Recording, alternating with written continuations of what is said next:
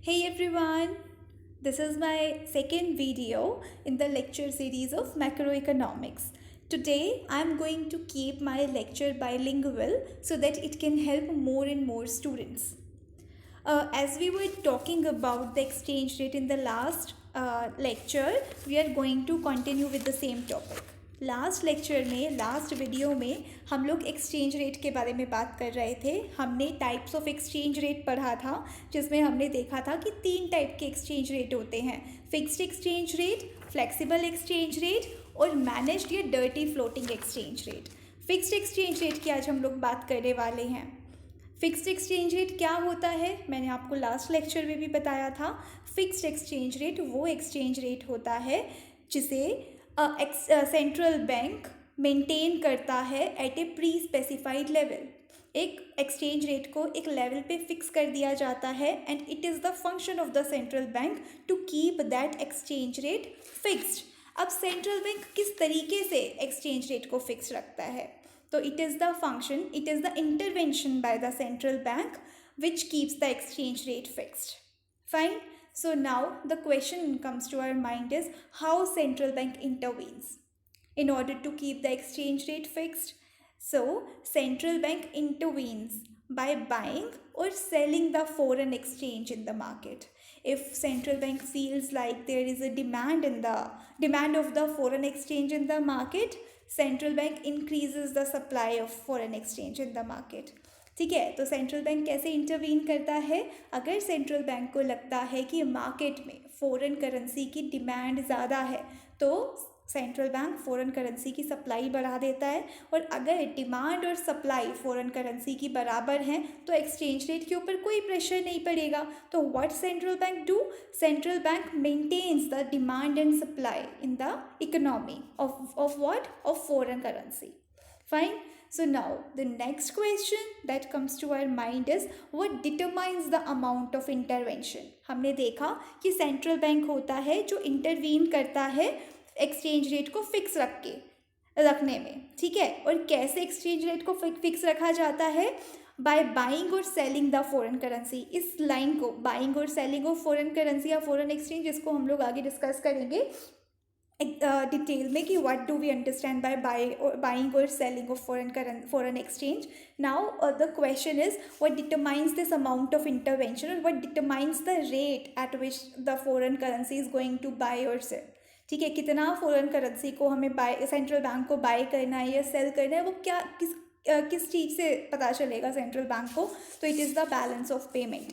Balance of payment determine करता है कि सेंट्रल बैंक को कितना इंटरवीन करना है. ठीक है, नाउ द क्वेश्चन इज कि हाउ, किस तरीके से बैलेंस ऑफ पेमेंट डिटरमाइन करता है ये इंटरवेंशन.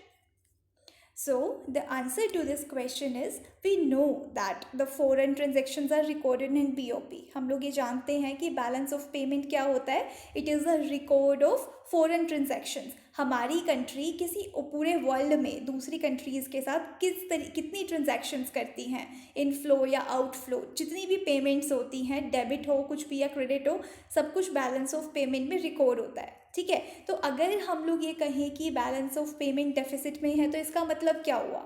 इसका मतलब हुआ कि हमारी कंट्री को पे ज़्यादा करना है देन व्हाट वी रिसीव. मतलब हमारी जो पेमेंट्स हैं वो ज़्यादा हैं हमारी रिसीव्ड अमाउंट से. ठीक है, तो अगर ऐसी सिचुएशन होगी कि हमारा बैलेंस ऑफ पेमेंट डेफिसिट में है, वी हैव टू पे मोर देन वी रिसीव, तो ऐसी सिचुएशन में फॉरेन करेंसी की डिमांड ज़्यादा होगी because we have to like pay in form of foreign currency only. अगर हम लोग यूएस से कुछ इंपोर्ट करते हैं तो हम उनको रुपीज़ के टर्म्स में थोड़ी पे करेंगे for their good. We have to pay in form of dollars only.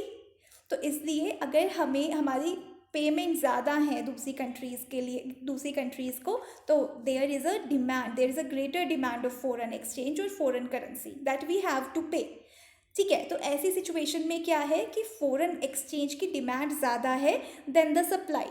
अब हम जानते हैं कि एक्सचेंज रेट जो कि एक तरीके का प्राइस है, हम लोग कंपेयर कर सकते हैं फॉरेन एक्सचेंज मार्केट को विद द गुड्स मार्केट. हम लोग ये जानते हैं कि अगर गुड्स मार्केट में गुड्स की डिमांड और सप्लाई बराबर नहीं होते हैं तो प्राइस चेंज होते हैं. सिमिलरली अगर फॉरेन एक्सचेंज मार्केट में अगर फॉरेन करेंसी की डिमांड और फॉरेन करेंसी की सप्लाई बराबर नहीं होती है तो एक्सचेंज रेट पे डायरेक्ट इम्पैक्ट पड़ता है, ठीक है। Now because of the balance of payment deficit the situation is we have higher demand of foreign exchange, ठीक है। तो अब क्योंकि फॉरेन एक्सचेंज की डिमांड ज़्यादा है, सप्लाई कम है, तो इसकी वजह से क्या होगा, हमारी जो डोमेस्टिक करेंसी है उस पर डिप्रीसिएशन का प्रेशर होगा, फॉरेन करेंसी के ऊपर अप्रीसिएशन का प्रेशर होगा। But the thing is because we are following the fixed exchange rate regime then we have to keep this exchange rate fixed। जो appreciation और depreciation का जो pressure है करेंसीज पे हमें उसे स्टॉप करना है, हमें उसे कंट्रोल करना है, ठीक है। सो this is the task of the central bank कि जो प्रेशर आ रहा है फॉरेन करेंसी या फॉरेन एक्सचेंज के ऊपर या एक्सचेंज रेट के ऊपर जो हमारा प्रेशर आ रहा है हमें उसे नॉर्मलाइज करना है। तो अब हमारा क्वेश्चन ये है कि अब कैसे होगा, what will central bank do and how will central bank keep this exchange rate fixed. Okay, so this is our question.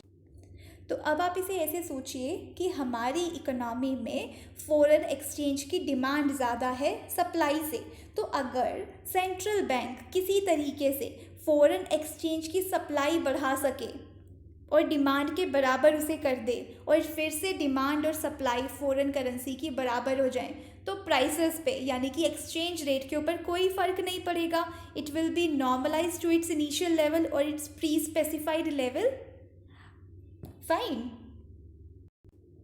तो अब सेंट्रल बैंक को दोबारा से किसी तरीके से सप्लाई बढ़ानी है फॉरेन करेंसी की ताकि ये जो इंक्रीज एक्सचेंज रेट है यानी कि जो प्रेशर है एक्सचेंज रेट के ऊपर इंक्रीज़ होने का या फिर डोमेस्टिक करेंसी के ऊपर जो प्रेशर है डिप्रीशिएट होने का उसे रिमूव किया जा सके। तो नाउ द थिंग इज़ कि किस तरीके से फॉरेन करेंसी की सप्लाई बढ़ाई जा सकती है, ठीक है, this is the question.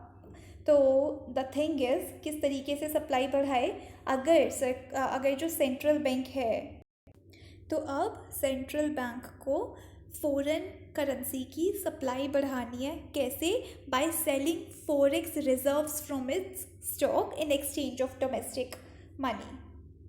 Okay, so forex reserves हम सभी जानते हैं कि जो सेंट्रल बैंक होता है वो अपने पास कुछ फॉरेन एक्सचेंज रिजर्व्स रखता है, ठीक है। तो अगर कोई भी सिचुएशन होती है मार्केट के अंदर जिसमें foreign currency foreign exchange market disequilibrium में हो जाती है तो central bank use this forex reserve in order to stabilise the foreign exchange market.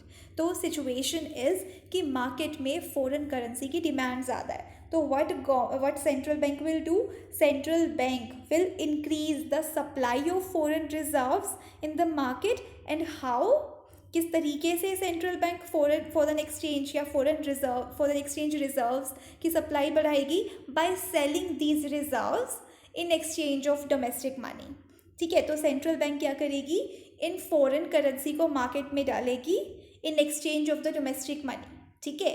तो ऐसी सिचुएशन में इससे क्या होगा, मार्केट में लोगों के पास फॉरेन करेंसी जाएगी जिसकी हेल्प से वो अपने इम्पोर्ट्स बिल पे कर सकते हैं, ठीक है। और जो एक्सेस डिमांड हुई है हमारी इकोनॉमी में फॉरेन करेंसी की दैट कैन बी नॉर्मलाइज। तो इससे हुआ क्या, फॉरेन एक्सचेंज रिजर्व्स से फॉरेन करेंसी की सप्लाई बढ़ाने से द सिचुएशन इज़ कि जो हमारी फॉरेन करेंसी की डिमांड है वो फिर से सप्लाई के बराबर हो गई, जिसकी वजह से हमारा जो एक्सचेंज रेट है वो फिर से प्री स्पेसिफाइड लेवल पे आकर फिक्स हो गया, ठीक है। जो हमारे प्रेशर था हमारा एक्सचेंज रेट के ऊपर डिप्रीसिएशन का दैट हैज़ बीन गोन, और जो हमारा प्री स्पेसिफाइड लेवल था जो भी हमारा एक्सचेंज रेट था उस पर आकर हमारा एक्सचेंज रेट फिर से फिक्स हो गया, ठीक है। सो this is the one thing कि एक्सचेंज रेट फिक्स हो गया। बट द थिंग इज़ कि जब सेंट्रल बैंक ने इंटरवेंशन किया इकोनॉमी पे तो ज़रूर इसके कुछ ना कुछ रिपरकशन ज़रूर रहे होंगे। हमने देखा कि फॉरेन एक्सचेंज मार्केट में मतलब फॉरेन करेंसी की सप्लाई बढ़ाई गई थी, ठीक है, इकोनॉमी के अंदर फॉरेन करेंसी की सप्लाई बढ़ाई गई थी जिसके बदले में डोमेस्टिक करेंसी को एब्जॉर्ब किया था सेंट्रल बैंक ने, ठीक है, तो उसकी वजह से क्या हुआ होगा, मार्केट में मनी की सप्लाई रिड्यूस हुई होगी, कंट्रैक्शन हुआ होगा मार्केट में मनी की सप्लाई का, जिसकी वजह से क्या हुआ होगा, लोगों की जो एग्रीगेट डिमांड है वो कम हो गई होगी। ठीक है, लोगों की एग्रीगेट डिमांड अगर कम हो गई है तो फॉर श्योर प्राइसेस रिड्यूस हो गए होंगे। ठीक है, we all know that demand and prices are inversely related. Okay, so this is our curve where we have the output here and prices on the y-axis, and this is the aggregate demand curve. We are saying that aggregate demand has fallen. So our aggregate demand curve would have been shifted leftward, and if the supply is same, then price would have fallen. Price हमारा कम हो गया होगा क्योंकि aggregate demand कम हो चुकी है। Okay, तो जब गुड्स का प्राइस कम हो गया है तो उसकी वजह से क्या हुआ होगा, कॉम्पिटिटिवनेस इंक्रीज हो गई होगी हमारी इकोनॉमी में, हमारी इकोनॉमी की कॉम्पिटिटिवनेस इंक्रीज हो गई होगी क्योंकि हमारी कंट्री के गुड्स अब सस्ते हैं। ठीक है, तो इसकी वजह से क्या हुआ है, हमारे गुड्स ज़्यादा कॉम्पिटिटिव हो गए हैं फॉरेन गुड्स के कंपैरिजन में। उसके अलावा जब हमारी कंट्री की कॉम्पिटिटिवनेस इंक्रीज हो गई है तो हमारी कंट्री के एक्सपोर्ट्स भी इंक्रीज हो गए होंगे। ठीक है, तो अब देखिए, let us recall whatever we have studied. The situation was कि हमारी कंट्री में foreign balance of payment was in deficit. This was the situation where we started. तो जब बैलेंस ऑफ पेमेंट डेफिसिट में था तो प्रॉब्लम क्या थी कि हमारी जो फॉरेन करेंसी की डिमांड थी वो इंक्रीज़ हो गई थी देन द सप्लाई, और जब फॉरेन करेंसी की डिमांड इंक्रीज़ हो गई थी सप्लाई से ज़्यादा तो इसकी वजह से क्या हुआ था, हमारे एक्सचेंज रेट के ऊपर प्रेशर आना स्टार्ट हो गया था। फॉर व्हाट, डिप्रीसिएशन का प्रेशर। ठीक है, अब सेंट्रल बैंक को क्या करना था, ये जो प्रेशर है एक्सचेंज रेट के ऊपर डिप्रीसिएशन का, उसे कंट्रोल करना था, because it is the function of the central bank to keep और to maintain the exchange rate at the pre specified level. तो अब सेंट्रल बैंक क्या करेगी, इस प्रेशर को कम करने के लिए, इस डेप्रीसिएशन का जो प्रेशर एक्सचेंज रेट पर, इसे हटाने के लिए या इसे नॉर्मलाइज करने के लिए what central bank will do, central bank will increase the supply of foreign exchange. ठीक है, because demand is higher, then government, then the central bank have to increase the supply of foreign exchange. And how the central bank will increase the foreign exchange? By selling the foreign exchange from its reserves, fine, in the domestic market, in exchange of what, in exchange of the domestic money.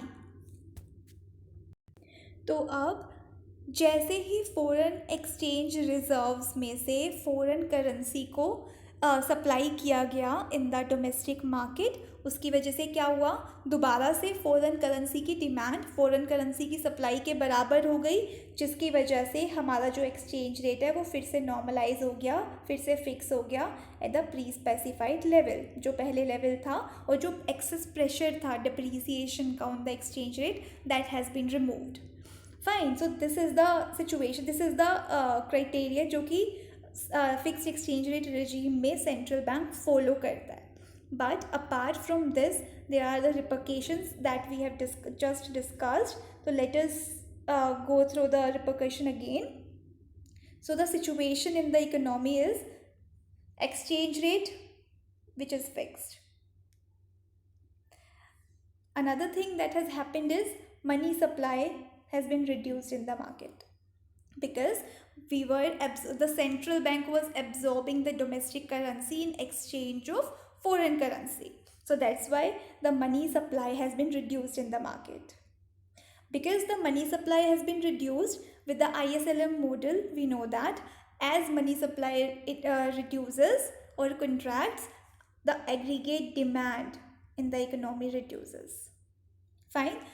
And we know that demand and the prices are inversely related. So as the aggregate demand falls in an economy, the prices of the good